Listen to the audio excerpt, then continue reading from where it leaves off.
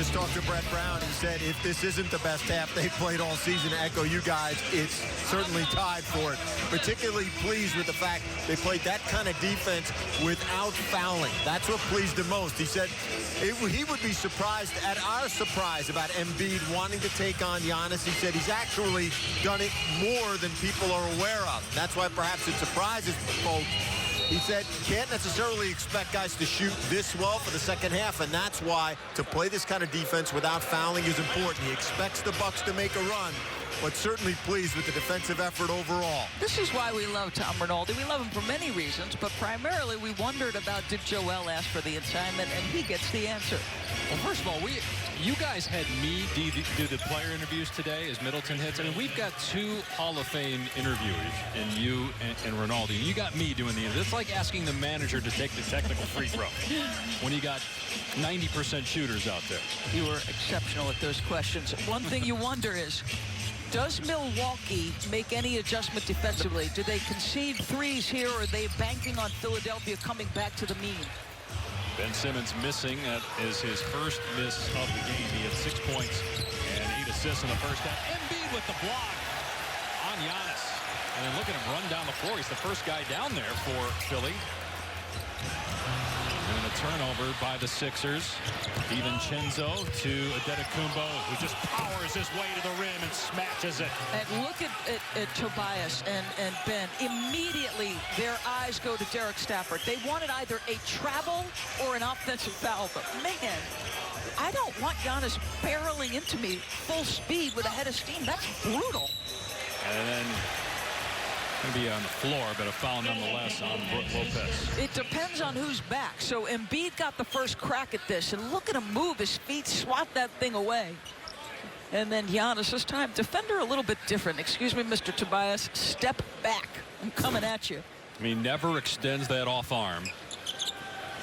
Is so powerful in the low block.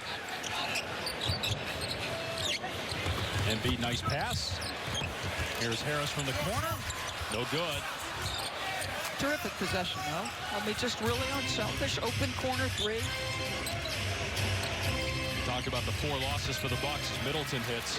They're on pace for 71 wins, which would be the 3rd best in NBA history, behind the Warriors 2016 won 73 and the 96 Bulls, who won 72.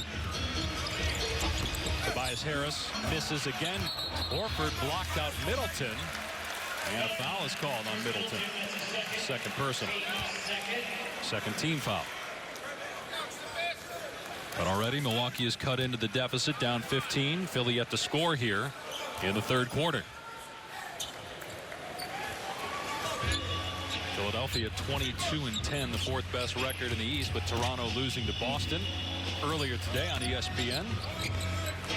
Embiid with that pump fake, now the step back. That's 5 consecutive empty trips for the Sixers to start the 3rd quarter. Antetokounmpo in transition, tries to bully past Embiid, but Joel won that one. Now Simmons finds the open man. Richardson no good. And Simmons fouls Matthews trying to get up the court. We showed you this at the half for a reason. This guy in transition is as hard a guard as there is. Look at Joel, not retreat, stand in, take the contact. You know what? I'm 7'2". Let me slap down without getting a foul. He has been absolutely brilliant in the restricted area against Giannis. Antetokounmpo 5 of 17 from the floor, 12 points. Giannis going to bring it back on the perimeter, yet to hit a 3 in the game. He's 0 for 5.